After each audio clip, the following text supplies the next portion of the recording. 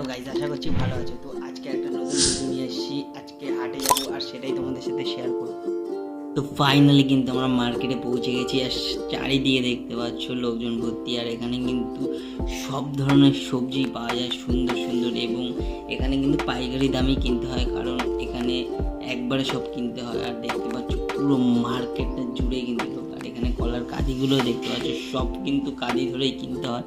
এবং এখানে পটল থেকে শুরু করে প্যারা থেকে শুরু করে বিভিন্ন ধরনের সবজি আছে।